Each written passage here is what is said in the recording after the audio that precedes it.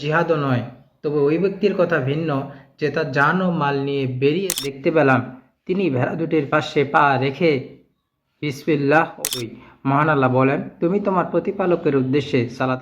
সাল্লাল্লাহু আলাইহি ওয়াসাল্লাম বলেন 3। আর জামিয়া তিরমিজি হাদিস নাম্বার 1504 একজন থেকে গ্রহণ করা হলো আর অপরজন থেকে গ্রহণ করা হলো না।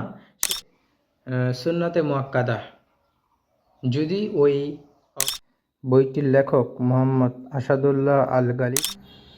রোগা পশু যার রোগ প্রকাশ কুরবানি করা ওয়াজিব বা ফরজ নয়, ব্যক্তির কথা বলা হচ্ছে। 1 নম্বর ফজিলত, জিলহজ মাসের প্রথম। মহান আল্লাহ বলেন, আল্লাহর কাছে পৌঁছে না এগুলোর গোস্ত কি সত্য বলেছেন।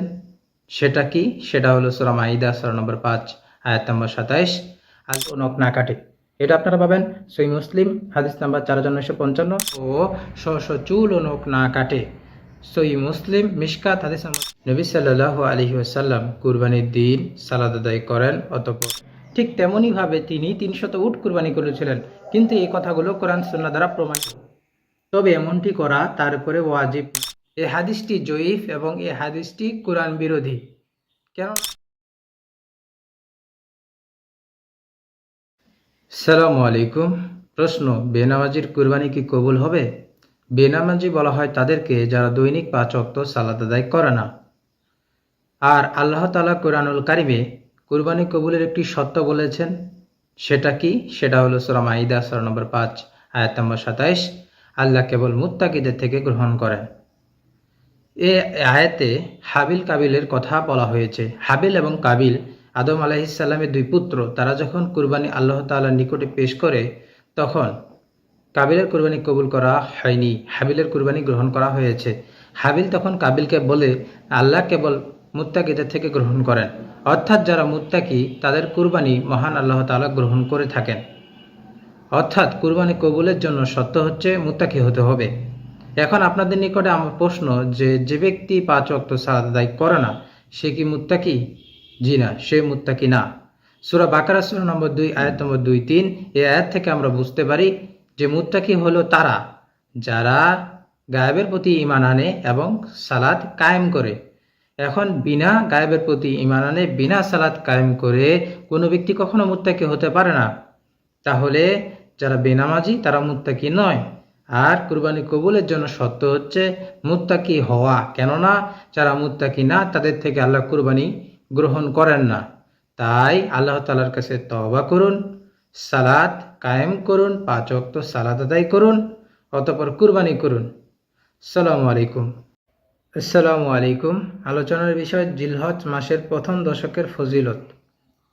জিলহজ মাসের প্রথম দশকের ফজিলত সম্পর্কে আল্লাহ রাসূল সাল্লাল্লাহু আলাইহি ওয়াসাল্লাম বলেন, জিলহজ মাসের প্রথম দশকের সৎকর্মের চাইতে প্রিয়তম কোনো কর্ম আল্লাহর নিকটে নেই। সাহাবীগণ বললেন, হে আল্লাহর রাসূল, আল্লাহর রাস্তায় জিহাদও কি নয়? তিনি বললেন, জিহাদও নয়, তবে ওই ব্যক্তির কথা ভিন্ন যে তার জান ও মাল নিয়ে বেরিয়েছে আর ফিরে আসেনি। সহিহ বুখারী হাদিস নাম্বার 969। আর ফিরে আসেনি বলতে এখানে শহীদ ব্যক্তির কথা বলা হচ্ছে।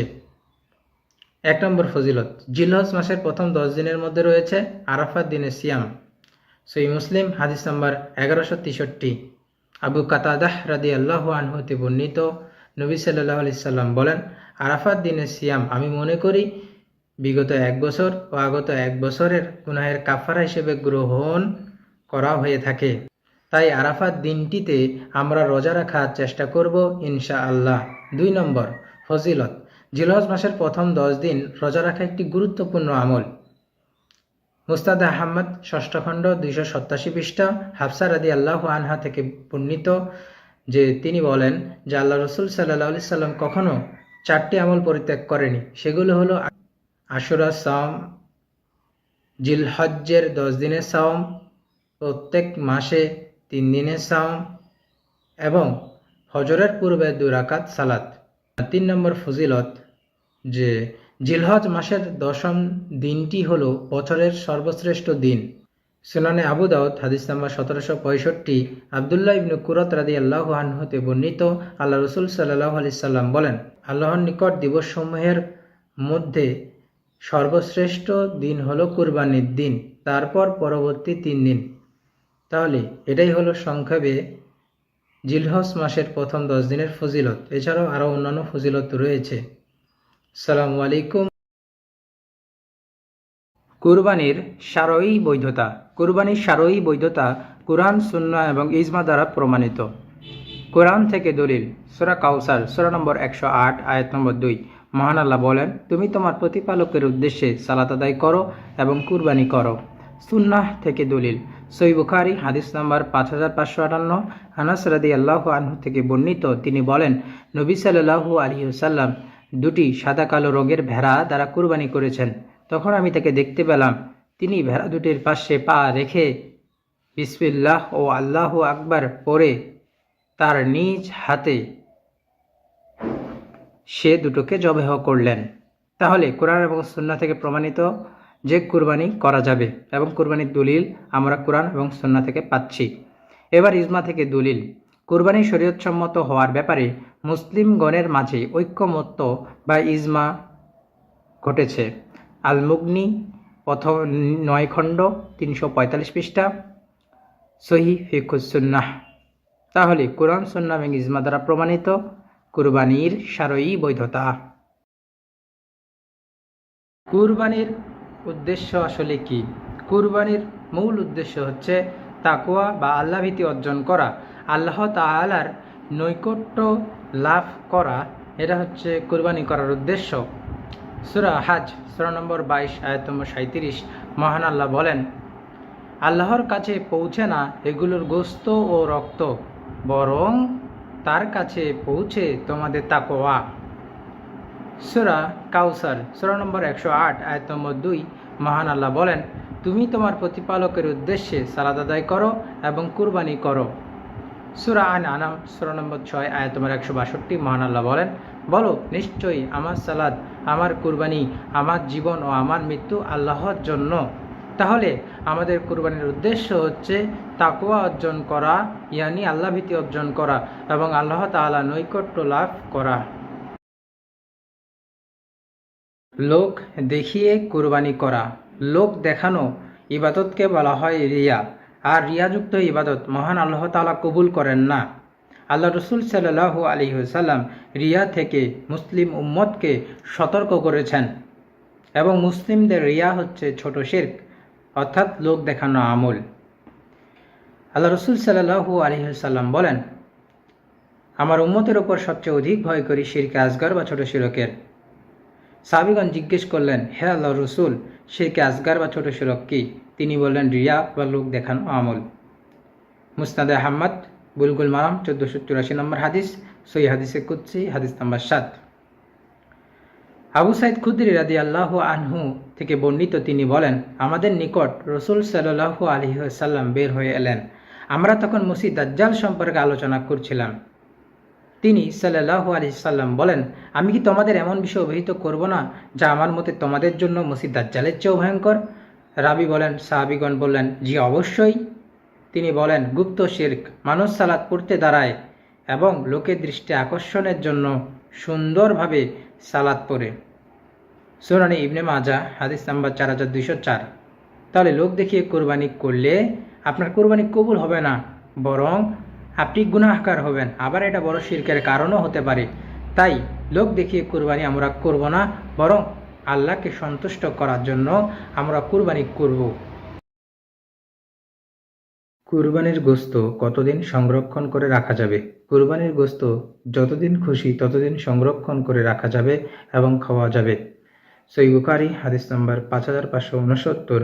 সালামাহ ইবনে আকওয়া রাদিয়াল্লাহু আনহু থেকে বর্ণিত, নবী সাল্লাল্লাহু আলাইহি ওয়াসাল্লাম বলেন, তোমাদের যে লোক কুরবানি করেছে সে যেন তৃতীয় দিনে এমন অবস্থায় সকাল অতিবাহিত না করে যে তার ঘরে কুরবানির গোশত কিছু থেকে যায়। পরবর্তী বছর আসলে সাহাবীগণ বললেন, হে আল্লাহর রাসূল, আমরা কি তেমন করব যেমন গত বছর করেছিলাম? তিনি তখন বললেন যে, তোমরা নিজেরা খাও, অন্যকেও খাওয়াও এবং সঞ্চয় করে রাখো, কারণ গত বছর মানুষের মধ্যে ছিল অনটন, তাই আমি চেয়েছিলাম তোমরা তাতে সহযোগিতা করো। তাহলে কুরবানির গোশত যতদিন খুশি সংরক্ষণ করে রাখা যাবে। কুরবানি করলেই কুরবানি কবুল হয় না। দলিল সূরা মাইদা সূরা নম্বর 5 আয়াত নম্বর 27। মহান আল্লাহ বলেন, আর তুমি তাদের নিকট আদমের 2 পুত্রের সংবাদ যথাযথভাবে বর্ণনা করো, যখন তারা উভয় কুরবানি পেশ করলো, অতঃপর তাদের একজন থেকে গ্রহণ করা হলো আর অপরজন থেকে গ্রহণ করা হলো না। সে বলল, অবশ্যই আমি তোমাকে হত্যা করব। অন্যজন বলল, আল্লাহ কেবল মুত্তাকিদের থেকে গ্রহণ করেন। এই আয়াতে আদম আলাইহিস সালামের 2 জন পুত্র হাবিল ও কাবিল তাদের কথা বলা হচ্ছে। হাবিল ও কাবিল তারা দুজনে কুরবানি পেশ করলে শুধুমাত্র হাবিলের কুরবানিটি গ্রহণ করা হয়, কবুল করা হয়, কিন্তু কাবিলের কুরবানি গ্রহণ করা হয়নি। হাবিল সে পশুপালন করত, সে দুম্বা, ভেড়া ইত্যাদি পশুপালন করত। তো হাবিল কুরবানির জন্য পেশ করেছিল সবচেয়ে উত্তম একটি দুম্বা, আর কাবিল সে কৃষিকাজ করত, সে কুরবানির জন্য পেশ করেছিল সে কৃপণতা সহকারে নিকৃষ্ট মানের শস্য, গম ইত্যাদি কুরবানির জন্য পেশ করে। আর অতঃপর আসমান থেকে হাবিলের কুরবানিটি গ্রহণ করা হয়, কিন্তু কাবিলের কুরবানি গ্রহণ করা হয়নি। কাবিলের কুরবানি গ্রহণ করা হয়নি। আসমান থেকে আগুন এসে শুধুমাত্র হাবিলের কুরবানিটি নিয়ে যাওয়া হয়, কিন্তু কাবিলের কুরবানিটি নিয়ে যাওয়া হয়নি। এই ঘটনা থেকে প্রমাণ হয় যে কুরবানি করলেই কুরবানি কবুল হয় না। কাবিলের এই ঘটনার পর হাবিলকে বলল যে অবশ্যই আমি তোমাকে হত্যা করব। হাবিল বলল, আল্লাহ কেবল মুত্তাকিদের থেকে গ্রহণ করেন। তাহলে যারা মুত্তাকি তাদের থেকে আল্লাহ তাআলা গ্রহণ করে থাকেন। মুত্তাকি কারা? মুত্তাকি হচ্ছে যারা আল্লাহ তাআলাকে ভয় করে এবং যাবতীয় পাপ থেকে বিরত থাকে, তারা হচ্ছে মুত্তাকি। তাহলে যারা মুত্তাকি ব্যক্তি তাদের কুরবানি আল্লাহ তাআলা গ্রহণ করে থাকেন। সূরা হজ সূরা নম্বর 22 আয়াত নম্বর 37 মহান আল্লাহ বলেন, আল্লাহর কাছে পৌঁছে না এগুলোর গোশত ও রক্ত, বরং তার কাছে পৌঁছে তোমাদের তাকওয়া। আসসালামু আলাইকুম। নিজের ও নিজ পরিবারের পক্ষ থেকে একটি পশুই যথেষ্ট। আল্লাহ রসুল সাল্লাল্লাহু আলাইহি ওয়াসাল্লাম নিজ পরিবারের পক্ষ থেকে কখনো একটি বকরি, কখনো 2টি বকরি, কখনো একটি দুম্বা, কখনো 2টি দুম্বা, কখনো 2টি খাসি, কখনো একটি গরু বা উট কুরবানি দিয়েছেন। সহিহ বুখারী হাদিস নম্বর ৭২১০। আব্দুল্লাহ বিন হিশাম রাদিয়াল্লাহু আনহু বলেন, আল্লাহ রসুল সাল্লাল্লাহু আলাইহি ওয়াসাল্লাম তার পরিবারের সকলের পক্ষ থেকে একটি বকরি কুরবানি দিতেন। সহিহ বুখারী হাদিস নম্বর 5558। আনাস রাদিয়াল্লাহু আনহু বলেন, নবী সাল্লাল্লাহু আলাইহি ওয়াসাল্লাম 2টি সাদা কালো রঙের ভেড়া দ্বারা কুরবানি করেছেন। তখন আমি তাকে দেখতে পেলাম, তিনি ভেড়া দুটোর পাশে পা রেখে বিসমিল্লাহ ও আল্লাহু আকবার পরে ভেড়া সে দুটোকে নিজ হাতে জবেহ করলেন। সুনানে আবু দাউদ হাদিস নম্বর 2788। মিখলাফ ইবনে সুলাইম রাদিয়াল্লাহু আনহু বলেন, আমরা বিদায় হজ্জে আরাফার ময়দানে রাসূলুল্লাহ সাল্লাল্লাহু আলাইহি ওয়াসাল্লামের সাথে ছিলাম। তখন আমি তাকে বলতে শুনলাম, হে জনগণ, নিশ্চয়ই প্রত্যেক পরিবারের উপর প্রতি বছর একটি করে কুরবানি ও আতিরাহ। তাহলে প্রত্যেক পরিবারের পক্ষ থেকে প্রতি বছর একটি করে কুরবানি, নিজের ও নিজের পরিবারের পক্ষ থেকে একটি পশুই যথেষ্ট। আসসালামু আলাইকুম ওয়া রাহমাতুল্লাহি ওয়া বারাকাতুহু। আসসালামু আলাইকুম। কুরবানি করা সুন্নতে মুআক্কাদা নাকি ওয়াজিব? কুরবানি করা সুন্নতে মুআক্কাদা, কুরবানি করা ওয়াজিব বা ফরজ নয়। উম্মু সালামাহ রাদিয়াল্লাহু আনহা থেকে বর্ণিত, নবী সাল্লাল্লাহু আলাইহি ওয়াসাল্লাম বলেন, যখন প্রথম 10 দিন উপস্থিত হয় আর তোমাদের কেউ কুরবানি করার ইচ্ছা করে, তবে সে যেন তার চুল ও নখ না কাটে। এটা আপনারা পাবেন সহিহ মুসলিম হাদিস নাম্বার 4955, ইসলামিক ফাউন্ডেশন সুনানে ইবনে মাজাহ হাদিস নাম্বার 3149। অর্থাৎ এখানে আল্লাহ রসুল তিনি জিলহজ মাসের প্রথম 10 দিনের কথা বলেছেন এবং বলেছেন যে তোমাদের কেউ যদি কুরবানি করার ইচ্ছা করে তবে সে যেন তার চুল ও নখ না কাটে। এখানে আল্লাহ রসুল ইচ্ছার কথা বলেছেন। যদি কুরবানি করা ফরজ বা ওয়াজিব হতো তাহলে আল্লাহ রসুল কেন এখানে ইচ্ছার কথা বললেন? 2 নম্বর দলিল, মুসান্নাফে আব্দুর রাজ্জাক হাদিস নাম্বার 8139, বাইহাকি নবম খণ্ড 269 পৃষ্ঠা। আবু সারিহা বলেন, আমি আবু বকর ও ওমর রাদিয়াল্লাহু আনহুকে দেখেছি, তারা কুরবানি করেননি, অর্থাৎ তারা মাঝে মাঝে কুরবানি করতেন না। 3 নম্বর দলিল, মুসান্নাফে আব্দুর রাজ্জাক, হাদিস নাম্বার 8149, বাইহাকি, নবম খণ্ড, 265 পৃষ্ঠা। আবু মাসুদ আনসারী রাদিয়াল্লাহু আনহু বলেন, আমি সক্ষম হওয়া সত্ত্বেও কুরবানি করি না এ ভয়ে যে আমার প্রতিবেশীরা মনে করতে পারে কুরবানি করা আমার উপর ওয়াজিব। অর্থাৎ আবু মাসুদ আনসারী রাদিয়াল্লাহু আনহু তিনি মাঝে মাঝে কুরবানি করতেন না। মিরআত, 5ম খণ্ড, 71 থেকে 73 পৃষ্ঠায় বলা হয়েছে যে লোকেরা যাতে এটাকে ওয়াজিব মনে না করে সেজন্য সামর্থ্য থাকা সত্ত্বেও আবু বকর সিদ্দিক, ওমর ফারুক, আবদুল্লাহ ইবনে ওমর, আবদুল্লাহ ইবনে আব্বাস, বেলাল, আবু মাসুদ আনসারী রাদিয়াল্লাহু আনহু প্রমুখ সাহাবীগণ কখনো কখনো কুরবানি করতেন না। আর এই যে কুরবানি যারা ওয়াজিব বলে, তো ওয়াজিব বলার পক্ষে তারা একটি হাদিস পেশ করে, যে হাদিসটা হচ্ছে জয়ীফ। সে হাদিসটি আপনারা সুনানে ইবনে মাজাহ হাদিস নাম্বার 3123-এ পাবেন।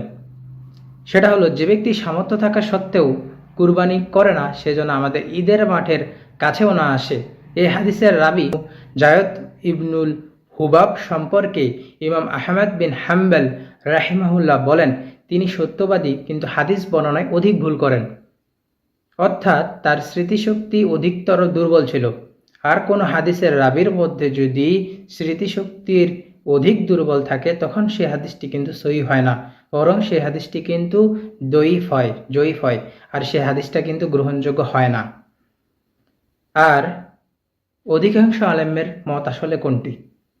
অধিকাংশ আলেমের মত হচ্ছে কুরবানি করা সুন্নাতে মুআক্কাদা। এটা ইমাম শাফি, ইমাম আহমদ বিন হাম্বল, ইমাম মালিক রাহিমাহুল্লাহ, ইমাম ইসহাক রাহিমাহুল্লাহ, আবু সাত্তর, দাউদ জাহিরি, ইবনে হাজম সহ এটা হচ্ছে অধিকাংশ আলেমের মত। অর্থাৎ অধিকাংশ আলেমের মত হচ্ছে কুরবানি করা সুন্নাতে মুআক্কাদা। তাহলে তারা যে দলিলটি পেশ করে সেই দলিলটি সহিহ নয়, এবং অনেক সাহাবী ছিল যারা কুরবানি করতো না, মাঝে মাঝে ছেড়ে দিত, সক্ষম থাকা সত্ত্বেও তারা কুরবানি করতো না। তাহলে আমরা এই হাদিসগুলোর পরিপ্রেক্ষিতে এটা বলতে পারি যে কুরবানি করা সুন্নাতে মুআক্কাদা, এটাই হচ্ছে বিশুদ্ধ মত। আশা করি বিষয়টি স্পষ্ট হয়েছে। আসসালামু আলাইকুম ওয়া রাহমাতুল্লাহি ওয়া বারাকাতুহু। আসসালামু আলাইকুম। যে ধরনের পশু কুরবানি করা জায়েজ নয়, রাসূলুল্লাহ সাল্লাল্লাহু আলাইহি ওয়াসাল্লাম বলেন, 4 প্রকারের পশু কুরবানি করা বৈধ নয়। 1. কানা পশু, যার কানা হওয়া প্রকাশ্য। 2. রোগা পশু, যার রোগ প্রকাশ্য। 3. খোরা পশু, যার খোরা হওয়া প্রকাশ্য। 4. এমন দুর্বল পশু যার হাড়ে মজ্জা নেই। সুনানে আন-নাসাই হাদিস নাম্বার 4370। এখানে হাড়ে মজ্জা নেই বলতে বোঝাচ্ছে হাড়ের মজ্জা শুকিয়ে গেছে এমন। আসসালামু আলাইকুম। আলোচনার বিষয় জিলহজ মাসের প্রথম দশকের ফজিলত। জিলহজ মাসের প্রথম দশকের ফজিলত সম্পর্কে আল্লাহ রসুল সাল্লাল্লাহু আলাইহি ওয়াসাল্লাম বলেন, জিলহজ মাসের প্রথম দশকের সৎকর্মের চাইতে প্রিয়তম কোনো কর্ম আল্লাহর নিকটে নেই। সাহাবীগণ বললেন, হে আল্লাহর রসুল, আল্লাহর রাস্তায় জিহাদও কি নয়? তিনি বললেন, জিহাদও নয়, তবে ওই ব্যক্তির কথা ভিন্ন যে তার জান ও মাল নিয়ে বেরিয়েছে আর ফিরে আসেনি। সহিহ বুখারী হাদিস নাম্বার 969। আর ফিরে আসেনি বলতে এখানে শহীদ ব্যক্তির কথা বলা হচ্ছে। 1 নম্বর ফজিলত, জিলহজ মাসের প্রথম 10 দিনের মধ্যে রয়েছে আরাফাত দিনের সিয়াম।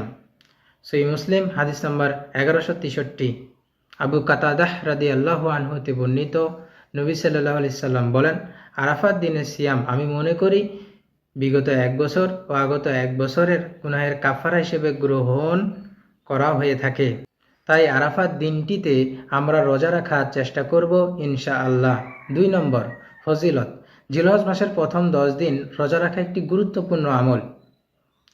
মুস্তাদ আহমদ 6ষ্ঠ খণ্ড 287 পৃষ্ঠা, হাফসা রাদিয়াল্লাহু আনহা থেকে বর্ণিত যে তিনি বলেন যে আল্লাহ রসুল সাল্লাল্লাহু আলাইহি সাল্লাম কখনো 4টি আমল পরিত্যাগ করেনি। সেগুলো হলো আশুরা সাওম, জিলহজ্জের 10 দিনের সাওম, প্রত্যেক মাসে 3 দিনের সাওম এবং ফজরের পূর্বে 2 রাকাত সালাত। 3 নম্বর ফজিলত, যে জিলহজ মাসের 10ম দিনটি হল বছরের সর্বশ্রেষ্ঠ দিন। সুনানে আবু দাউদ হাদিস নাম্বার 1765 আবদুল্লাহ ইবনে কুরাত রাদিয়াল্লাহু আনহু হতে বর্ণিত, আল্লাহ রাসূল সাল্লাল্লাহু আলাইহি সাল্লাম বলেন, আল্লাহর নিকট দিবসসমূহের মধ্যে সর্বশ্রেষ্ঠ দিন হলো কুরবানির দিন, তারপর পরবর্তী 3 দিন। তাহলে এটাই হলো সংক্ষেপে জিলহজ মাসের প্রথম 10 দিনের ফজিলত। এছাড়াও আরও অন্যান্য ফজিলত রয়েছে। আসসালামু আলাইকুম। আলোচনার বিষয় জিলহজ মাসে চুল ও নখ না কাটার বিধান। উম্মু সালামাহ রাদিয়াল্লাহু আনহা থেকে বর্ণিত, রাসূলুল্লাহ সাল্লাল্লাহু আলাইহি ওয়াসাল্লাম বলেন, তোমাদের মধ্যে যে ব্যক্তি কুরবানি দেওয়ার ইচ্ছা রাখে সে যেন জিলহজ মাসের চাঁদ ওঠার পর হতে কুরবানি সম্পন্ন করা পর্যন্ত স্ব চুল ও নখ না কাটে। সহিহ মুসলিম মিশকাত হাদিস নম্বর 1459। এই হাদিস থেকে আমরা বুঝলাম যে ব্যক্তি কুরবানি করার ইচ্ছা রাখে সে জিলহজ মাসে চাঁদ ওঠার পর হতে কুরবানি সম্পূর্ণ করা পর্যন্ত চুল ও নখ কাটা থেকে বিরত থাকবে। আরেকটি হাদিস সহিহ মুসলিম হাদিস নাম্বার 4955 ইসলামিক ফাউন্ডেশন। উম্মু সালামাহ রাদিয়াল্লাহু আনহা, যখন প্রথম 10 দিন উপস্থিত হয় আর তোমাদের কেউ কুরবানি করার ইচ্ছা করে তবে সে যেন তার চুল ও নখ না কাটে। আল্লাহ রসুলের এই বিধানটি সক্ষম ব্যক্তির ক্ষেত্রে যেমন প্রযোজ্য, ঠিক তেমনইভাবে যে ব্যক্তি কুরবানি দিতে অক্ষম তার জন্য এটি প্রযোজ্য। এখন অক্ষম ব্যক্তি তার কিন্তু নিয়তটা খালেস হতে হবে, কুরবানির ইচ্ছা থাকতে হবে, কিন্তু ওই ব্যক্তি অক্ষম, সে কুরবানি দিতে অক্ষম, সেও জিলহজ মাসের চাঁদ ওঠার পর হতে চুল ও নখ কাটা থেকে বিরত থাকবে, যেমনইভাবে সক্ষম ব্যক্তি জিলহজ মাসের চাঁদ ওঠার পর হতে চুল ও নখ কাটা থেকে বিরত থাকবে। এই সম্পর্কে আমরা একটি হাদিস শুনে নেই। সুনানে আবু দাউদ হাদিস নাম্বার 2789। একজন লোক আল্লাহ রসুলকে জিজ্ঞাসা করলো, হে আল্লাহ রসুল, আমি যদি ছোট দুধপানকারী পশু ব্যতীত কিছুই না পাই তবে আমি কি সেটা কুরবানি করব? আল্লাহ রসুল সাল্লাল্লাহু আলাইহি সাল্লাম বললেন, না, বরং তুমি তোমার চুল ও নখ কাটবে, গোঁফ ছোট করবে এবং নাভির নিচের চুল কাটবে, এটাই তোমার জন্য আল্লাহর নিকটে পূর্ণাঙ্গ কুরবানি হবে। অর্থাৎ সক্ষম ব্যক্তি সে যেমন জিলহজ মাসের চাঁদ ওঠার থেকে শুরু করে কুরবানি সম্পূর্ণ করা পর্যন্ত সে চুল নখ লোম কাটা থেকে বিরত থাকবে, ঠিক তেমনইভাবে অক্ষম ব্যক্তিও এসব কাজ থেকে বিরত থাকবে। সক্ষম ব্যক্তিরা কুরবানি সম্পূর্ণ করার মাধ্যমে তারা চুল নখ কাটার বৈধতা পাবে, আর যে ব্যক্তি অক্ষম সে এগুলো কাটার মাধ্যমে সে কিন্তু একটা বিশাল বড় ফজিলত পাবে, সেটা হচ্ছে সে আল্লাহর নিকটে পূর্ণাঙ্গ কুরবানি হবে। তার এই যে চুল কাটা, নখ কাটা এবং নাভির নিচে লোম কাটার মাধ্যমে সে তার এই কাজটা আল্লাহর নিকটে পূর্ণাঙ্গ কুরবানি হবে। আলহামদুলিল্লাহ, সুবহান আল্লাহ। আসসালামু আলাইকুম। কুরবানির শারঈ বৈধতা। কুরবানির শারঈ বৈধতা কুরআন, সুন্নাহ এবং ইজমা দ্বারা প্রমাণিত। কোরআন থেকে দলিল, সূরা কাউসার সূরা নম্বর 108 আয়াত নম্বর 2। মহান আল্লাহ বলেন, তুমি তোমার প্রতিপালকের উদ্দেশ্যে সালাত আদায় করো এবং কুরবানি করো। সুন্নাহ থেকে দলিল, সহিহ বুখারী হাদিস নাম্বার 5558 আনাস রাদিয়াল্লাহু আনহু থেকে বর্ণিত, তিনি বলেন, নবী সাল্লাল্লাহু আলাইহি ওয়াসাল্লাম 2টি সাদা কালো রঙের ভেড়া দ্বারা কুরবানি করেছেন। তখন আমি তাকে দেখতে পেলাম তিনি ভেড়া দুটির পাশে পা রেখে বিসমিল্লাহ ও আল্লাহু আকবার পড়ে তার নিজ হাতে সে দুটোকে জবেহ করলেন। তাহলে কোরআন এবং সুন্নাহ থেকে প্রমাণিত যে কুরবানি করা যাবে এবং কুরবানির দলিল আমরা কোরআন এবং সুন্নাহ থেকে পাচ্ছি। এবার ইজমা থেকে দলিল। কুরবানি শরীয়তসম্মত হওয়ার ব্যাপারে মুসলিমগণের মাঝে ঐক্যমত্য বা ইজমা ঘটেছে। আল মুগনি প্রথম 9 খণ্ড 345 পৃষ্ঠা, সহিহ ফিকহুস সুন্নাহ। তাহলে কোরআন, সুন্নাহ এবং ইজমা দ্বারা প্রমাণিত কুরবানির শারঈ বৈধতা। লোক দেখিয়ে কুরবানি করা। লোক দেখানো ইবাদতকে বলা হয় রিয়া, আর রিয়াযুক্ত ইবাদত মহান আল্লাহ তাআলা কবুল করেন না। আল্লাহ রসুল সাল্লাল্লাহু আলাইহি ওয়াসাল্লাম রিয়া থেকে মুসলিম উম্মতকে সতর্ক করেছেন এবং মুসলিমদের রিয়া হচ্ছে ছোট শিরক, অর্থাৎ লোক দেখানো আমল। আল্লাহ রসুল সাল্লাল্লাহু আলাইহি ওয়াসাল্লাম বলেন, আমার উম্মতের ওপর সবচেয়ে অধিক ভয় করি শিরকে আসগার বা ছোট শিরকের। সাহাবীগণ জিজ্ঞেস করলেন, হে আল্লাহর রাসূল, শিরকে আসগার বা ছোট শিরক কি? তিনি বললেন, রিয়া বা লোক দেখানো আমল। মুসনাদে আহমদ, বুলগুল মারাম, 1484 নম্বর হাদিস, সহিহ হাদিসে কুদসি, হাদিস নাম্বার 7। আবু সাইদ খুদরি রাদিয়াল্লাহু আনহু থেকে বর্ণিত, তিনি বলেন, আমাদের নিকট রাসূল সাল্লাল্লাহু আলাইহি ওয়াসাল্লাম বের হয়ে এলেন। আমরা তখন মসিহ দাজ্জাল সম্পর্কে আলোচনা করছিলাম। তিনি সাল্লাল্লাহু আলাইহি সাল্লাম বলেন, আমি কি তোমাদের এমন বিষয় অবহিত করব না যা আমার মতে তোমাদের জন্য মসিহ দাজ্জালের চেয়েও ভয়ঙ্কর?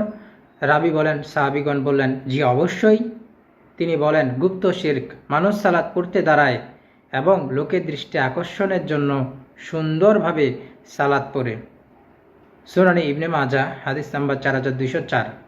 তাহলে লোক দেখিয়ে কোরবানি করলে আপনার কোরবানি কবুল হবে না, বরং আপনি গুনাহগার হবেন। আবার এটা বড় শিরকের কারণও হতে পারে। তাই লোক দেখিয়ে কোরবানি আমরা করব না, বরং আল্লাহকে সন্তুষ্ট করার জন্য আমরা কোরবানি করব। আসসালামু আলাইকুম। কুরবানির পশুর 2 চোখ ও 2 কান দেখে কিনুন। আলী রাদিয়াল্লাহু আনহু থেকে বর্ণিত, আমাদেরকে রাসূল সাল্লাল্লাহু আলাইহি ওয়াসাল্লাম আদেশ করেছেন আমরা যেন কুরবানির পশুর 2 চোখ ও 2 কান ভালোভাবে দেখে নেই। জামে আত-তিরমিজি, হাদিস নাম্বার 1503 আর জামে আত-তিরমিজি, হাদিস নাম্বার 1504। এখানে আল্লাহ রাসূল কান কাটা পশু কুরবানি করতে মানা করেছেন। আর আবু দাউদ, হাদিস নাম্বার 2802। এখানে এই হাদিস থেকে আমরা বুঝতে পারি যে অন্ধ পশু কুরবানি করা যাবে না। তাহলে অন্ধ পশু কুরবানি করা যাবে না এবং কান কাটা প্রাণী কুরবানি করা যাবে না। আর আল্লাহ রসুল আমাদেরকে 2 চোখ ও 2 কান ভালোভাবে দেখে পশু কিনতে বলেছেন।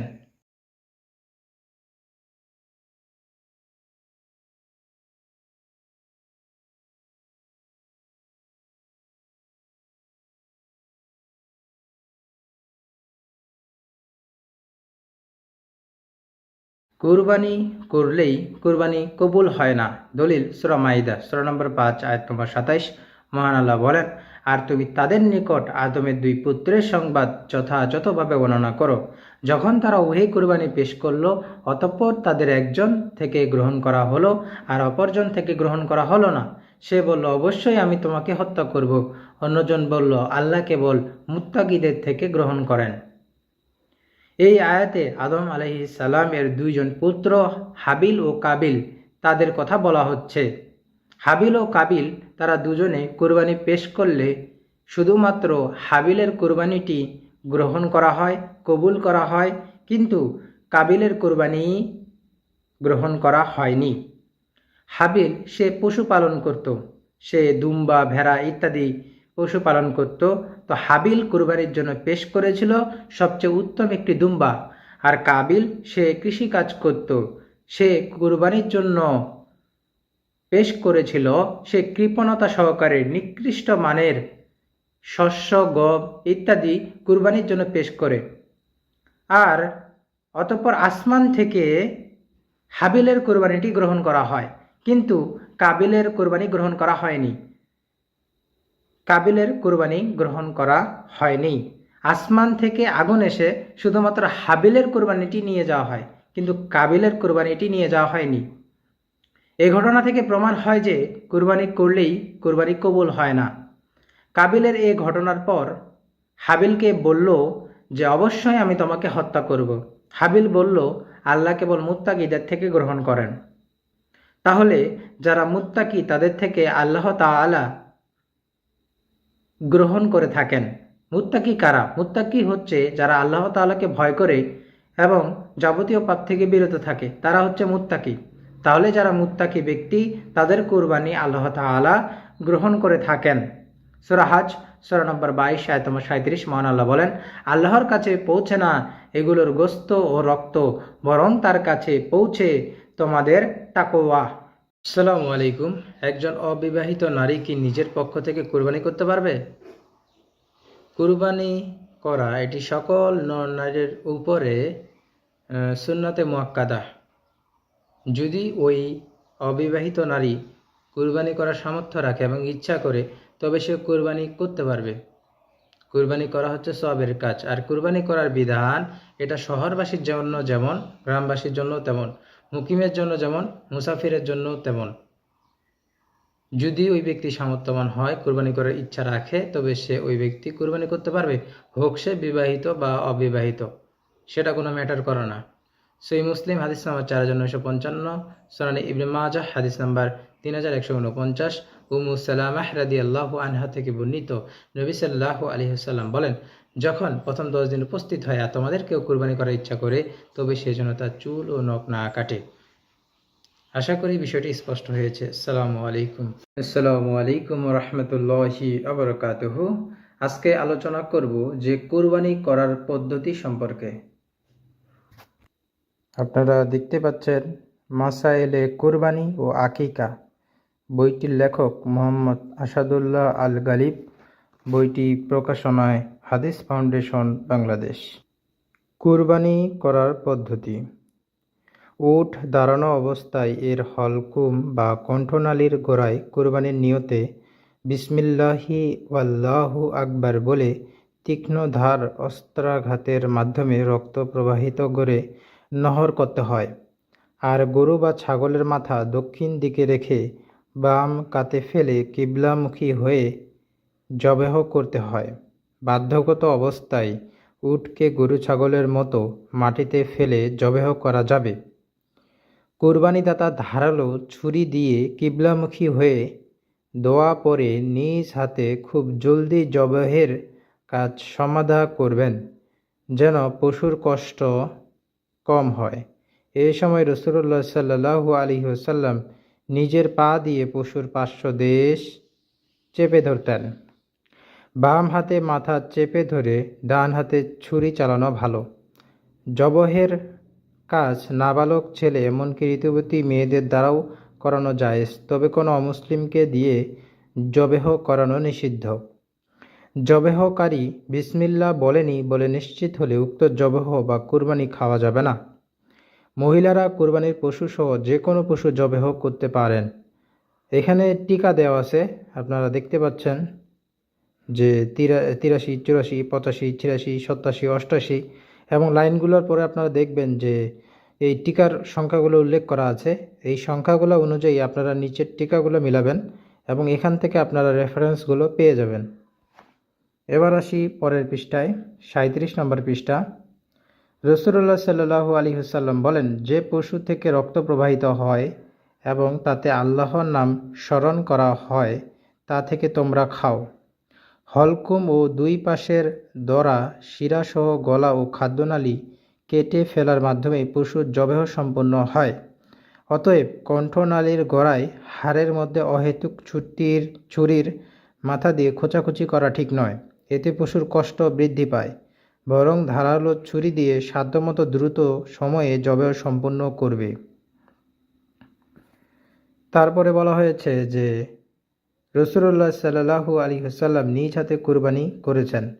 পরিবার প্রধান বা পরিবারের যে কোনো সদস্য এমনকি অন্যের দ্বারা জবেহ করানো জায়েজ, তবে এই গুরুত্বপূর্ণ ইবাদতটি নিজ হাতে করা অথবা জবেহের সময় স্বচক্ষে প্রত্যক্ষ করা উত্তম।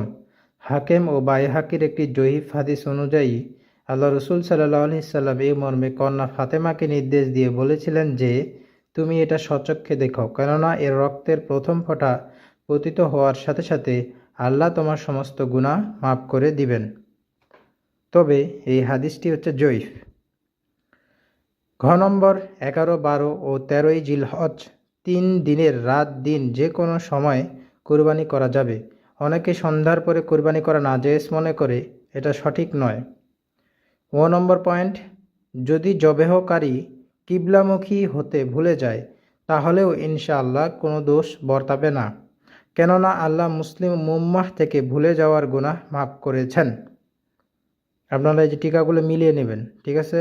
89, 90, 91, 92, 93 নিচের দিকে দেখুন, টিকাগুলোতে হাদিস নাম্বার দেওয়া আছে। কুরবানির পশুর প্রবাহিত রক্ত কাপড়ে লাগলে সেই কাপড়ে সালাত হবে না, তবে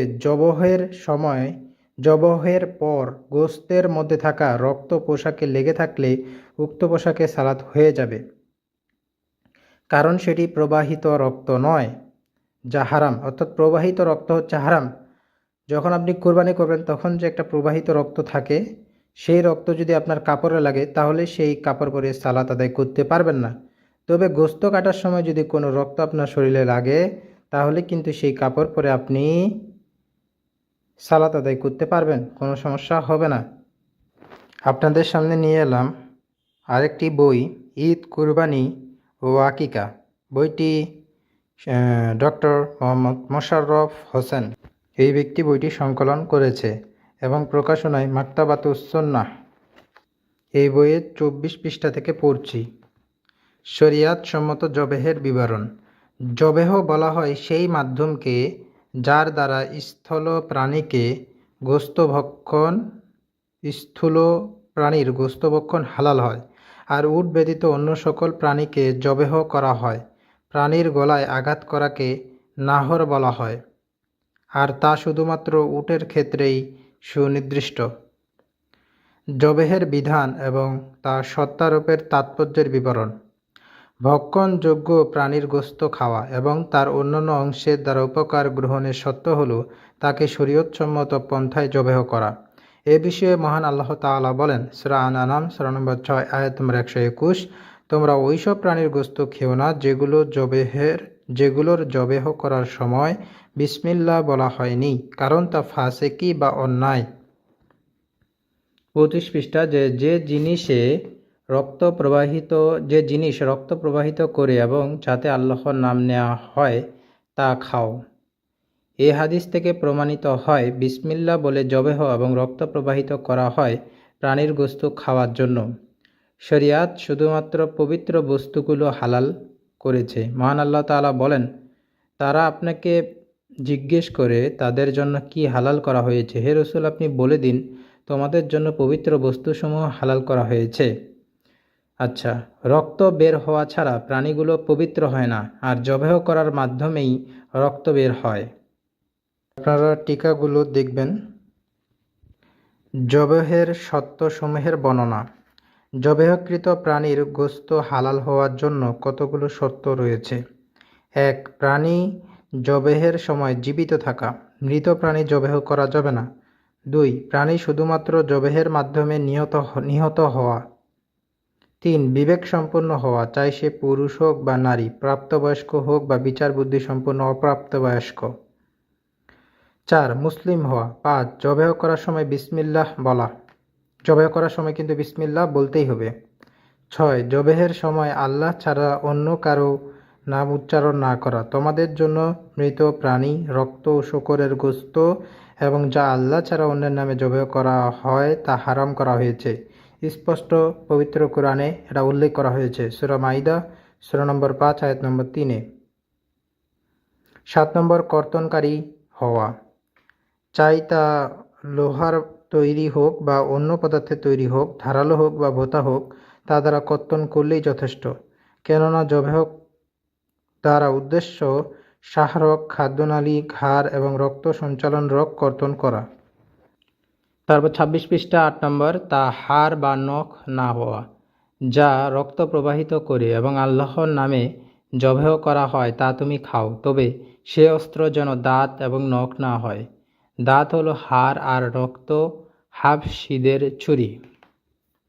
রেফারেন্স হিসেবে উল্লেখ করা হয়েছে সহিহ বুখারী হাদিস নাম্বার 5543, সহিহ মুসলিম হাদিস নাম্বার 1968। বৈদ্যুতিক অস্ত্রের দ্বারা জবেহের বিবরণ। জবেহের কর্ম সম্পাদনের ক্ষেত্রে বৈদ্যুতিক অস্ত্রসমূহ সন্দেহাতীতভাবে ধারালো এবং দ্রুত সম্পাদনকারী। অতএব এগুলোর অস্ত্রের শর্তসমূহ বিদ্যমান থাকায় তা জবেহ করার জন্য উপযুক্ত। একটি সংশয় নিরসন, অধিক ধারালো এবং দ্রুত কার্য সম্পাদনকারী হয় কখনো কখনো এই অস্ত্রগুলো প্রাণীর মাথা কেটে ফেলে। এটি বৈধ। এ বিষয়ে ইমাম আহমদ, আবু হানিফা এবং ইমাম সাউরির বক্তব্য রয়েছে। আচ্ছা, জবেহের মুস্তাহাব সমূহ। 1 নম্বর, প্রাণীর প্রতি করুণা করা। এই করুণাটি অস্ত্র ধারালো করা এবং দ্রুত কর্তনের মাধ্যমে বাস্তবায়িত হয়, যার ফলে পশু কষ্ট অনুভব করে না। পশুকে জবেহের উদ্দেশ্যে শোয়ানোর পূর্বে ছুরিকে ধারালো করা ভালো। রেফারেন্সগুলো আপনারা মিলিয়ে নেবেন, নিচে লেখা রয়েছে। 2. জবেহের পূর্বে প্রাণীকে শোয়ানো, তবে উটকে দাঁড়ানো অবস্থায় নহর করতে হয়। এটি পশুর জন্য অধিক উপযোগী, আর এ বিষয়ে সকল মুসলিম একমত। 3. পশুর গলায় পৃষ্ঠদেশে পা রাখা। 4. জবেহকৃত প্রাণীকে কিবলামুখী করা মুস্তাহাব।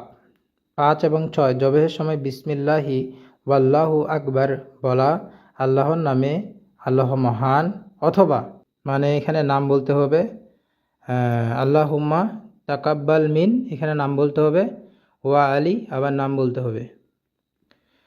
নহর করার শিষ্টাচারসমূহ। জবেহের ক্ষেত্রে যেসব কাজ মুস্তাহাব, নহরের ক্ষেত্রেও সেগুলো মুস্তাহাব। তবে উটের ডান হাত বেঁধে 3 পায়ের উপর দাঁড়ানো অবস্থায় নহর করা হবে। অতএব তোমরা ওগুলো দাঁড়ানো অবস্থায় জবেহ করার সময় আল্লাহকে স্মরণ করো। সূরা হাজ সূরা নম্বর 22 আয়াত নম্বর 36। নবী সাল্লাল্লাহু আলাইহি ওয়াসাল্লাম স্বহস্তে 7টি উটকে দাঁড়ানো অবস্থায় নহর করেছেন এবং মদিনাতে 2টি উজ্জ্বল রঙের শিংওয়ালা মেষ কুরবানি করেছেন। সহিহ বুখারী এবং মুসলিমের রেফারেন্স দেওয়া হয়েছে। যদি প্রাণীকে জবেহ করা সম্ভব না হয়, পলায়ন বা অন্য কোনো কারণে যদি প্রাণীকে জবেহ করা সম্ভব না হয়, তাহলে তার শরীরে যে কোনো স্থানে তীর নিক্ষেপ বা অন্য কিছুর মাধ্যমে আহত বা হত্যা করা বৈধ। সহিহ বুখারী মুসলিম নাইনুল আওতার 8ম খণ্ড 163 পৃষ্ঠা। মায়ের জবেহই গর্ভের ভ্রূণের জবেহ। যখন কোনো প্রাণীকে জবেহ করা হয় অতঃপর তার পেট থেকে মৃত ভ্রূণ বের করা হয়, সেই ভ্রূণের গোশত খাওয়া বৈধ। কিন্তু যদি ভ্রূণ জীবিত অবস্থায় বের হয় তাহলে জবেহ ব্যতীত তা ভক্ষণ করা বৈধ হবে না। জীবিত প্রাণীর কর্তনকৃত অংশ। জীবিত অথবা অপূর্ণ জবেহকৃত প্রাণীর কর্তনকৃত অংশটুকু মৃত বলে বিবেচিত হবে, যা খাওয়া বৈধ নয়, কেননা কর্তনকৃত অংশটুকু প্রাণী থেকে বিচ্ছিন্ন হয়ে গেছে, যা খাওয়া হারাম। আসসালামু আলাইকুম রহমতুল্লাহি ওবারাকাতুহু। আসসালামু আলাইকুম। যে ধরনের পশু কুরবানি করা জায়েজ নয়, রাসূলুল্লাহ সাল্লাল্লাহু আলাইহি ওয়াসাল্লাম বলেন 4 প্রকারের পশু কুরবানি করা বৈধ নয়। 1. কানা পশু, যার কানা হওয়া প্রকাশ্য। 2. রোগা পশু, যার রোগ প্রকাশ্য। 3. খোরা পশু, যার খোরা হওয়া প্রকাশ্য। 4. এমন দুর্বল পশু যার হাড়ে মজ্জা নেই। সুনানে আন-নাসাই হাদিস নাম্বার 4370। এখানে হাড়ে মজ্জা নেই বলতে বোঝাচ্ছে হাড়ের মজ্জা শুকিয়ে গেছে এমন। আসসালামু আলাইকুম। কুরবানি করা সুন্নতে মুআক্কাদা নাকি ওয়াজিব? কুরবানি করা সুন্নতে মুআক্কাদা, কুরবানি করা ওয়াজিব বা ফরজ নয়। উম্মু সালামাহ রাদিয়াল্লাহু আনহা থেকে বর্ণিত, নবী সাল্লাল্লাহু আলাইহি ওয়াসাল্লাম বলেন, যখন প্রথম 10 দিন উপস্থিত হয় আর তোমাদের কেউ কুরবানি করার ইচ্ছা করে, তবে সে যেন তার চুল ও নখ না কাটে। এটা আপনারা পাবেন সহিহ মুসলিম হাদিস নাম্বার 4955, ইসলামিক ফাউন্ডেশন সুনানে ইবনে মাজাহ হাদিস নাম্বার 3149। অর্থাৎ এখানে আল্লাহ রসুল তিনি জিলহজ মাসের প্রথম 10 দিনের কথা বলেছেন এবং বলেছেন যে তোমাদের কেউ যদি কুরবানি করার ইচ্ছা করে, তবে সে যেন তার চুল ও নখ না কাটে। এখানে আল্লাহ রসুল ইচ্ছার কথা বলেছেন। যদি কুরবানি করা ফরজ বা ওয়াজিব হতো তাহলে আল্লাহ রসুল কেন এখানে ইচ্ছার কথা বললেন? 2 নম্বর দলিল, মুসান্নাফে আব্দুর রাজ্জাক হাদিস নাম্বার 8139, বাইহাকি 9ম খণ্ড 269 পৃষ্ঠা। আবু সারিহা বলেন, আমি আবু বকর ও ওমর রাদিয়াল্লাহু আনহুকে দেখেছি, তারা কুরবানি করেননি, অর্থাৎ তারা মাঝে মাঝে কুরবানি করতেন না। 3 নম্বর দলিল, মুসান্নাফে আব্দুর রাজ্জাক হাদিস নাম্বার 8149, বাইহাকি 9ম খণ্ড 265 পৃষ্ঠা। আবু মাসুদ আনসারী রাদিয়াল্লাহু আনহু বলেন, আমি সক্ষম হওয়া সত্ত্বেও কুরবানি করি না এ ভয়ে যে আমার প্রতিবেশীরা মনে করতে পারে কুরবানি করা আমার উপর ওয়াজিব। অর্থাৎ আবু মাসুদ আনসারী রাদিয়াল্লাহু আনহু তিনি মাঝে মাঝে কুরবানি করতেন না। মিরআত 5ম খণ্ড 71 থেকে 73 পৃষ্ঠায় বলা হয়েছে যে লোকেরা যাতে এটাকে ওয়াজিব মনে না করে সেজন্য সামর্থ্য থাকা সত্ত্বেও আবু বকর সিদ্দিক, ওমর ফারুক, আবদুল্লাহ ইবনে ওমর, আবদুল্লাহ ইবনে আব্বাস, বেলাল, আবু মাসুদ আনসারী রাদিয়াল্লাহু আনহু প্রমুখ সাহাবীগণ কখনো কখনো কুরবানি করতেন না। আর এই যে কুরবানি যারা ওয়াজিব বলে, তো ওয়াজিব বলার পক্ষে তারা একটি হাদিস পেশ করে, যে হাদিসটা হচ্ছে জয়ীফ। সে হাদিসটি আপনারা সুনানে ইবনে মাজাহ হাদিস নাম্বার 3123 পাবেন। সেটা হলো, যে ব্যক্তি সামর্থ্য থাকা সত্ত্বেও কুরবানি করে না সেজন্য আমাদের ঈদের মাঠের কাছেও না আসে। এই হাদিসের রাবি জায়দ ইবনুল হুবাব সম্পর্কে ইমাম আহমদ বিন হাম্বল রাহিমাহুল্লাহ বলেন, তিনি সত্যবাদী কিন্তু হাদিস বর্ণনায় অধিক ভুল করেন, অর্থাৎ তার স্মৃতিশক্তি অধিকতর দুর্বল ছিল। আর কোনো হাদিসের রাবির মধ্যে যদি স্মৃতিশক্তির অধিক দুর্বল থাকে তখন সে হাদিসটি কিন্তু সহিহ হয় না, বরং সে হাদিসটি কিন্তু জয়ীফ হয়, আর সে হাদিসটা কিন্তু গ্রহণযোগ্য হয় না। আর অধিকাংশ আলেমের মত আসলে কোনটি? অধিকাংশ আলেমের মত হচ্ছে কুরবানি করা সুন্নাতে মুআক্কাদা। এটা ইমাম শাফি, ইমাম আহমদ বিন হাম্বল, ইমাম মালিক রাহিমাহুল্লাহ, ইমাম ইসহাক রাহিমাহুল্লাহ, আবু সাত্তর, দাউদ জাহিরি, ইবনে হাজম সহ এটা হচ্ছে অধিকাংশ আলেমের মত। অর্থাৎ অধিকাংশ আলেমের মত হচ্ছে কুরবানি করা সুন্নাতে মুআক্কাদা। তাহলে তারা যে দলিলটি পেশ করে সেই দলিলটি সহিহ নয়, এবং অনেক সাহাবী ছিল যারা কুরবানি করত না, মাঝে মাঝে ছেড়ে দিত, সক্ষম থাকা সত্ত্বেও তারা কুরবানি করত না। তাহলে আমরা এই হাদিসগুলোর পরিপ্রেক্ষিতে এটা বলতে পারি যে কুরবানি করা সুন্নাতে মুআক্কাদা, এটাই হচ্ছে বিশুদ্ধ মত। আশা করি বিষয়টি স্পষ্ট হয়েছে। আসসালামু আলাইকুম ওয়া রাহমাতুল্লাহি ওয়া বারাকাতুহু। জিলহজ মাসের প্রথম দশকের ফজিলত সম্পর্কে আল্লাহ রাসূল সাল্লাল্লাহু আলাইহি ওয়াসাল্লাম বলেন, জিলহজ মাসের প্রথম দশকের সৎকর্মের চাইতে প্রিয়তম কোনো কর্ম আল্লাহর নিকটে নেই। সাহাবীগণ বললেন, হে আল্লাহর রাসূল, আল্লাহর রাস্তায় জিহাদও কি নয়? তিনি বললেন, জিহাদও নয়, তবে ওই ব্যক্তির কথা ভিন্ন যে তার জান ও মাল নিয়ে বেরিয়েছে আর ফিরে আসেনি। সহিহ বুখারী হাদিস নাম্বার 969। আর ফিরে আসেনি বলতে এখানে শহীদ ব্যক্তির কথা বলা হচ্ছে। 1 নম্বর ফজিলত, জিলহজ মাসের প্রথম 10 দিনের মধ্যে রয়েছে আরাফাত দিনের সিয়াম। সহিহ মুসলিম হাদিস নাম্বার 1163। আবু কাতাদাহ রাদিয়াল্লাহু আনহু হতে বর্ণিত, নবী সাল্লাল্লাহু আলাইহি সাল্লাম বলেন, আরাফাত দিনের সিয়াম আমি মনে করি বিগত 1 বছর ও আগত 1 বছরের গুনাহের কাফারা হিসেবে গ্রহণ করা হয়ে থাকে। তাই আরাফাত দিনটিতে আমরা রোজা রাখার চেষ্টা করব ইনশাআল্লাহ। 2 নম্বর ফজিলত, জিলহজ মাসের প্রথম 10 দিন রোজা রাখা একটি গুরুত্বপূর্ণ আমল।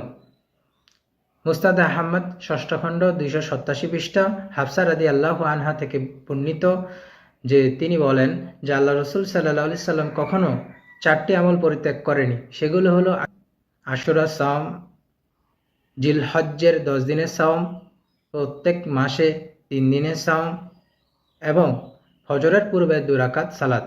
কুরবানির উদ্দেশ্য আসলে কি?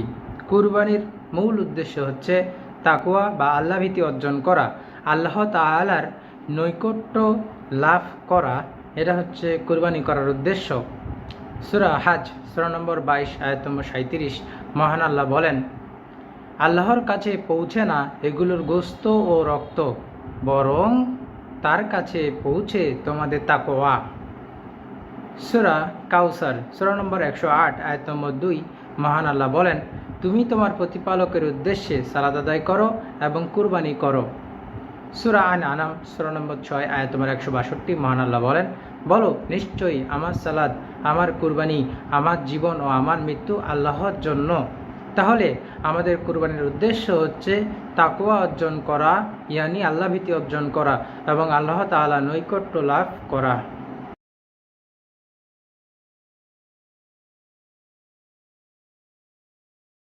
আসসালামু আলাইকুম। কুরবানি করা সুন্নাতে মুআক্কাদা নাকি ওয়াজিব?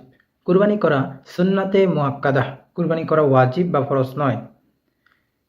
উম্মু সালামাহ রাদিয়াল্লাহু আনহা থেকে বর্ণিত, নবী সাল্লাল্লাহু আলাইহি ওয়াসাল্লাম বলেন, যখন প্রথম 10 দিন উপস্থিত হয় আর তোমাদের কেউ কুরবানি করার ইচ্ছা করে, তবে সে যেন তার চুল ও নখ না কাটে।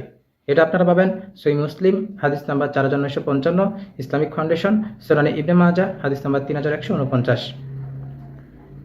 অর্থাৎ এখানে আল্লাহ রসুল তিনি জিলহজ মাসের প্রথম 10 দিনের কথা বলেছেন এবং বলেছেন যে তোমাদের কেউ যদি কুরবানি করার ইচ্ছা করে, তবে সে যেন তার চুল ও নখ না কাটে। এখানে আল্লাহ রসুল ইচ্ছার কথা বলেছেন। যদি কুরবানি করা ফরজ বা ওয়াজিব হতো তাহলে আল্লাহ রসুল কেন এখানে ইচ্ছার কথা বললেন? 2 নম্বর দলিল, মুসান্নাফে আব্দুর রাজ্জাক হাদিস নাম্বার 8139, বাইহাকি নবম খণ্ড 269 পৃষ্ঠা। আবু সারিহা বলেন, আমি আবু বকর ও ওমর রাদিয়াল্লাহু আনহুকে দেখেছি তারা কুরবানি করেননি, অর্থাৎ তারা মাঝে মাঝে কুরবানি করতেন না।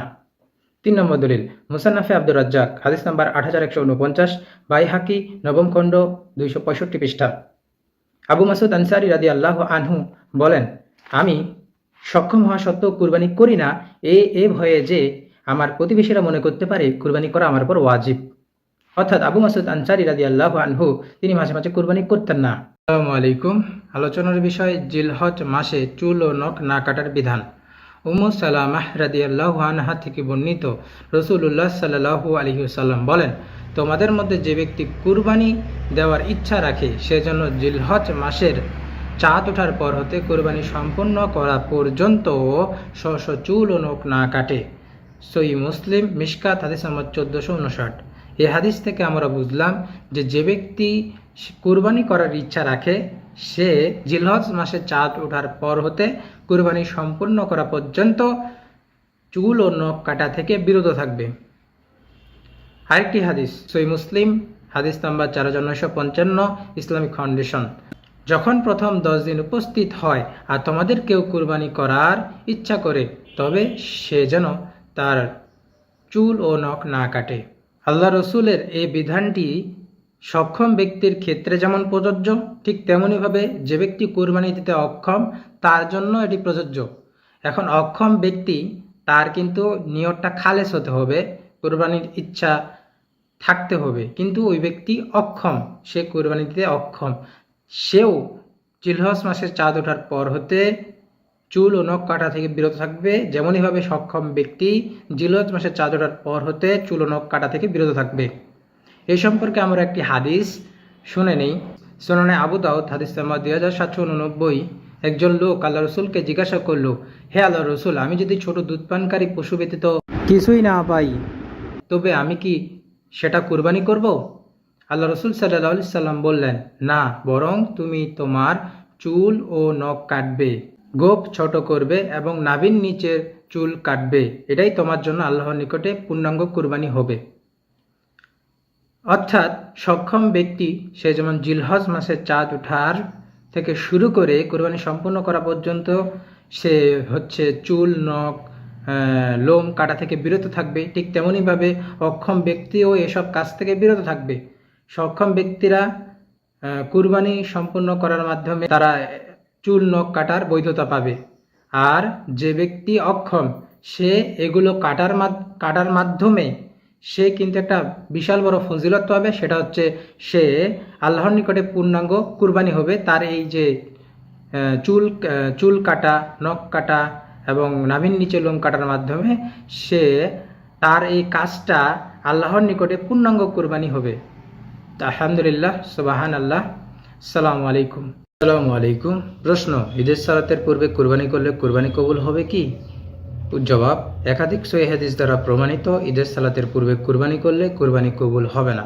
সহিহ বুখারী হাদিস নম্বর 985, জুনদাব ইবনে আব্দুল্লাহ রাদিয়াল্লাহু আনহু থেকে বর্ণিত, তিনি বলেন, নবী সাল্লাল্লাহু আলাইহি ওয়াসাল্লাম কুরবানির দিন সালাত আদায় করেন, অতঃপর খুতবা দেন, অতঃপর জবেহ করেন এবং তিনি বলেন, সালাতের পূর্বে যে ব্যক্তি জবেহ করবে তাকে তার স্থলে আরেকটি জবেহ করতে হবে।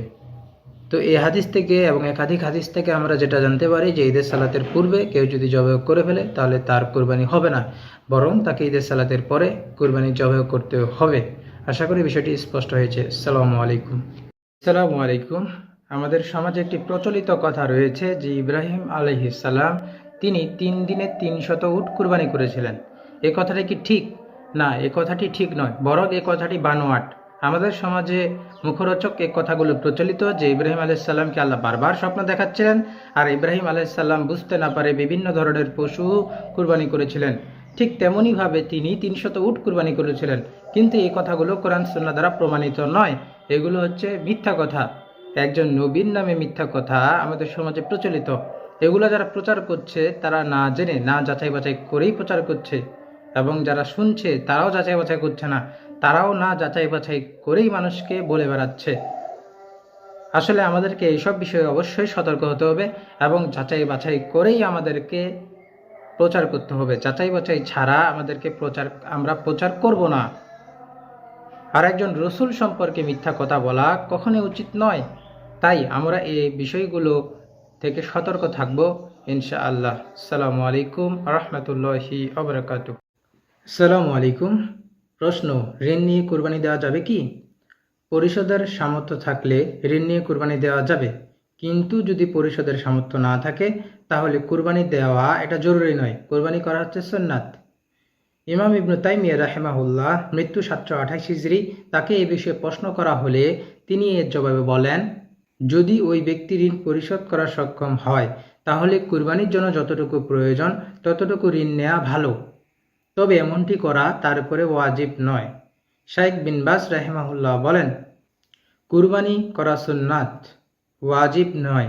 আর ঋণ পরিশোধের ক্ষমতা থাকলে মুসলিম ব্যক্তি ঋণ নিয়ে কুরবানি করলে তাতে কোনো আপত্তি নেই। শাইখ উসাইমিন রাহিমাহুল্লাহ এমন ফতোয়া প্রদান করেছেন। সুতরাং আমরা বলতে পারি যে ঋণ নিয়ে কুরবানি করা যাবে যদি পরিশোধের সামর্থ্য থাকে। আসসালামু আলাইকুম রহমতুল্লাহি ওয়া বারাকাতুহু।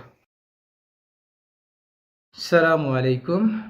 প্রশ্ন, যে কিয়ামতের মাঠে কুরবানির পশুর লোম, শিং, খুর উপস্থিত হবে, এ কথা কি ঠিক? জবাব, এ কথা ঠিক নয়। এ সম্পর্কে একটি হাদিস রয়েছে, সে হাদিসটি জয়ীফ বা দুর্বল, আর জয়ীফ হাদিস গ্রহণযোগ্য নয়। সুনানে তিরমিজি হাদিস নাম্বার 1493, যেখানে বলা হয়েছে যে কুরবানির দিন মানুষ যে কাজ করে তার মধ্যে আল্লাহ তাআলার নিকট সবচাইতে পছন্দনীয় কাজ হচ্ছে রক্ত প্রবাহিত করা, অর্থাৎ কুরবানি করা। কিয়ামতের দিন তা নিজের শিং, খুর ও পশম সহ হাজির হবে। এ হাদিসটি জয়ীফ এবং এ হাদিসটি কুরআন বিরোধী। কেননা আল্লাহ তাআলা বলেন সূরা হাজ সূরা নম্বর 22 আয়াত নম্বর 37, আল্লাহর কাছে পৌঁছে না এগুলোর গোশত ও রক্ত, বরং তার কাছে পৌঁছে তোমাদের তাকওয়া। তাহলে এই যে হাদিস যে কিয়ামতের দিন কুরবানির পশুর লোম, শিংখুর উপস্থিত হবে, এই হাদিসটি হচ্ছে জয়ীফ বা দুর্বল এবং এই হাদিসটি কুরআন বিরোধী। সুতরাং এই হাদিসটি গ্রহণযোগ্য নয়। আসসালামু আলাইকুম রহমতুল্লাহি ওয়া বারাকাতুহু। আসসালামু আলাইকুম। আমাদের সমাজে একটি প্রচলিত কথা রয়েছে যে কুরবানির পশুর প্রত্যেকটি পশমের বিনিময়ে একটি করে নেকি লেখা হয়। এই কথাটি কি ঠিক? এ সম্পর্কে তো একটি হাদিস রয়েছে এবং সেই হাদিসটি জয়ীফ বা দুর্বল। হাদিসটি আপনারা পাবেন সুনানে ইবনে মাজাহ হাদিস নাম্বার 3127, যে কুরবানির পশুর প্রত্যেকটি পশমের বিনিময়ে একটি করে নেকি লেখা হয়। এ হাদিসকে মুহাদ্দিস আলবানী রাহিমাহুল্লাহ খুবই দুর্বল বলেছেন এবং এই হাদিসের মধ্যে দুজন রাবি রয়েছে, যে দুজন রাবি সম্পর্কে মুহাদ্দিসগণের আপত্তি রয়েছে। রাবি নম্বর 1 আইজুল্লাহ, তার সম্পর্কে ইমাম বুখারী রাহিমাহুল্লাহ বলেন তার হাদিস বিশুদ্ধ নয়। ইমাম ইবনু হাজার আল আসকালানি বলেন তিনি দুর্বল। দ্বিতীয় রাবি আবু দাউদ ইবনুল হারিস, তার সম্পর্কে ইমাম তিরমিজি বলেন তিনি হাদিস বর্ণনায় দুর্বল ছিলেন। ইমাম বুখারী বলেন তিনি হাদিস বর্ণনায় দুর্বল এবং তার ব্যাপারে সমালোচনা রয়েছে। তাহলে এখানে দুইজন রাবির মধ্যে সমস্যা আমরা দেখতে পাচ্ছি। আর এই হাদিসটি হচ্ছে গরিব, আর গরিব হাদিস গ্রহণযোগ্য নয়। আশা করি বিষয়টি স্পষ্ট হয়েছে। তাই এ হাদিসের প্রতি ঈমান আনয়ন করা যাবে না, কেননা হাদিসটি গরিব। আসসালামু আলাইকুম রহমতুল্লাহি ওয়া বারাকাতুহু। আসসালামু আলাইকুম। একটি প্রশ্ন, যে জিলহজের চাঁদ উঠলে নাকি কোনো পশু জবাহ করা যাবে না, এ কথাটি কি ঠিক? না, এই কথাটি ঠিক নয়, বরং ব্যক্তি যে কোনো পশু জবাহ করতে পারবে। এই যে কথাটি যে পশু জবাহ করতে পারবে না, এটা একটা সামাজিক কুসংস্কার মাত্র। হাদিসে যেটা পাওয়া যায় যে জিলহজ মাসের প্রথম দশকে মানে চাঁদ ওঠার পর কুরবানি করতে ইচ্ছা পোষণকারী ব্যক্তি সে চুল ও নখ কাটা থেকে বিরত থাকবে, এটা হাদিস দ্বারা প্রমাণিত। কিন্তু সে কোনো পশু জবাহ করতে পারবে না, এটা হাদিস দ্বারা প্রমাণিত নয়। সুতরাং ব্যক্তি চাইলে পশু জবাহ করতে পারবে। আসসালামু আলাইকুম। জিলহজ মাসের প্রথম দশকের ফজিলত সম্পর্কে আল্লাহ রসুল সাল্লাল্লাহু আলাইহি ওয়াসাল্লাম বলেন, জিলহজ মাসের প্রথম দশকের সৎকর্মের চাইতে প্রিয়তম কোনো কর্ম আল্লাহর নিকটে নেই। সাহাবীগণ বললেন, হে আল্লাহর রাসূল, আল্লাহর রাস্তায় জিহাদও কি নয়? তিনি বললেন, জিহাদও নয়, তবে ওই ব্যক্তির কথা ভিন্ন যে তার জান ও মাল নিয়ে বেরিয়েছে আর ফিরে আসেনি। সহিহ বুখারী হাদিস নাম্বার 969। আর ফিরে আসেনি বলতে এখানে শহীদ ব্যক্তির কথা বলা হচ্ছে। 1 নম্বর ফজিলত, জিলহজ মাসের প্রথম 10 দিনের মধ্যে রয়েছে আরাফাত দিনের সিয়াম। সহিহ মুসলিম হাদিস নম্বর 1163। আবু কাতাদাহ রাদিয়াল্লাহু আনহু হতে বর্ণিত, নবী সাল্লাল্লাহু আলাইহি সাল্লাম বলেন, আরাফাত দিনের সিয়াম আমি মনে করি বিগত 1 বছর ও আগত 1 বছরের গুনাহের কাফারা হিসেবে গ্রহণ করা হয়ে থাকে। তাই আরাফাত দিনটিতে আমরা রোজা রাখার চেষ্টা করব ইনশাআল্লাহ। 2 নম্বর, ফজিলত। জিলহজ মাসের প্রথম 10 দিন রোজা রাখা একটি গুরুত্বপূর্ণ আমল। মুস্তাদ আহমদ, ষষ্ঠ খণ্ড, 287 পৃষ্ঠা, হাফসা রাদিয়াল্লাহু আনহা থেকে বর্ণিত যে তিনি বলেন যে আল্লাহ রসুল সাল্লাল্লাহু আলাইহি সাল্লাম কখনো 4টি আমল পরিত্যাগ করেনি। সেগুলো হলো আশুরা সাওম, জিলহজ্জের 10 দিনের সাওম, প্রত্যেক মাসে 3 দিনের সাওম এবং ফজরের পূর্বে 2 রাকাত সালাত। আসসালামু আলাইকুম। কুরবানি করা সুন্নতে মুআক্কাদা নাকি ওয়াজিব? কুরবানি করা সুন্নতে মুআক্কাদা, কুরবানি করা ওয়াজিব বা ফরজ নয়। উম্মু সালামাহ রাদিয়াল্লাহু আনহা থেকে বর্ণিত, নবী সাল্লাল্লাহু আলাইহি ওয়াসাল্লাম বলেন, যখন প্রথম 10 দিন উপস্থিত হয় আর তোমাদের কেউ কুরবানি করার ইচ্ছা করে, তবে সে যেন তার চুল ও নখ না কাটে। এটা আপনারা পাবেন সহিহ মুসলিম হাদিস নাম্বার 4955, ইসলামিক ফাউন্ডেশন সুনানে ইবনে মাজাহ হাদিস নাম্বার 3149। অর্থাৎ এখানে আল্লাহ রসুল তিনি জিলহজ মাসের প্রথম 10 দিনের কথা বলেছেন এবং বলেছেন যে তোমাদের কেউ যদি কুরবানি করার ইচ্ছা করে, তবে সে যেন তার চুল ও নখ না কাটে। এখানে আল্লাহ রসুল ইচ্ছার কথা বলেছেন। যদি কুরবানি করা ফরজ বা ওয়াজিব হতো, তাহলে আল্লাহ রসুল কেন এখানে ইচ্ছার কথা বললেন? 2 নম্বর দলিল, মুসান্নাফে আব্দুর রাজ্জাক হাদিস নাম্বার 8139, বাইহাকি নবম খণ্ড, 269 পৃষ্ঠা। আবু সারিহা বলেন, আমি আবু বকর ও উমর রাদিয়াল্লাহু আনহুকে দেখেছি, তারা কুরবানি করেননি, অর্থাৎ তারা মাঝে মাঝে কুরবানি করতেন না। 3 নম্বর দলিল, মুসান্নাফে আব্দুর রাজ্জাক হাদিস নাম্বার 8149, বাইহাকি নবম খণ্ড, 265 পৃষ্ঠা। আবু মাসুদ আনসারী রাদিয়াল্লাহু আনহু বলেন, আমি সক্ষম হওয়া সত্ত্বেও কুরবানি করি না এ ভয়ে যে আমার প্রতিবেশীরা মনে করতে পারে কুরবানি করা আমার উপর ওয়াজিব। অর্থাৎ আবু মাসুদ আনসারী রাদিয়াল্লাহু আনহু তিনি মাঝে মাঝে কুরবানি করতেন না। কুরবানির পশু এটি অবশ্যই চতুষ্পদ প্রাণী হতে হবে। সূরা হাজ সূরা নম্বর 22 আয়াত নম্বর 34, যে কুরবানির পশু চতুষ্পদ হতে হবে আমরা এই আয়াত থেকে বুঝতে পারি। সূরা আনাম সূরা নম্বর 6 আয়াত নম্বর 143 থেকে 144 এবং সহিহ হাদিস সমূহ থেকে আমরা যেটা জানতে পারি সেটা হচ্ছে যে উট, গরু, ছাগল, দুম্বা, ভেড়া এই 5 প্রকারের প্রাণী কুরবানি করা এটা আল্লাহ রসুল সাল্লাল্লাহু আলাইহি ওয়াসাল্লাম থেকে প্রমাণিত। এই পশুগুলো নর হোক বা মাদি হোক, ওই পশুগুলো জবাই করা যাবে। উট, গরু, ছাগল, ভেড়া, দুম্বা এই 5 প্রকারের প্রাণী হোক সেটা নর বা মাদি। আর মহিষ হচ্ছে গরুর স্থলাভিষিক্ত, সেই হিসেবে মহিষ কুরবানি করা জায়েজ। হাসান বসরি রাহিমাহুল্লাহ বলেন, মহিষ গরুর স্থলাভিষিক্ত। মুসান্নাফ ইবনে আবি শায়বা হাদিস নাম্বার 10848। আসসালামু আলাইকুম। প্রশ্ন, মহিলারা কুরবানির পশু জবাই করতে পারে কি? জি, মহিলারা কুরবানির পশু সহ যে কোনো পশু জবাই করতে পারে।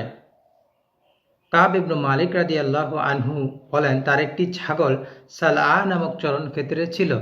তার এক দাসী ছাগলটিকে মরণাপন্ন দেখে পাথর দ্বারা জবাই করে। বিষয়টি তিনি রসুল সাল্লাল্লাহু আলাইহি ওয়াসাল্লামকে জিজ্ঞেস করলে তিনি ছাগলটি খাওয়ার নির্দেশ দেন।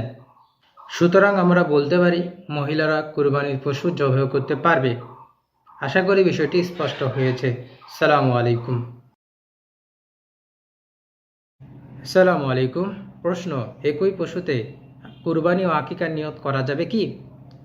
না, একই পশুতে কুরবানি ও আকিকার নিয়ত করা যাবে না।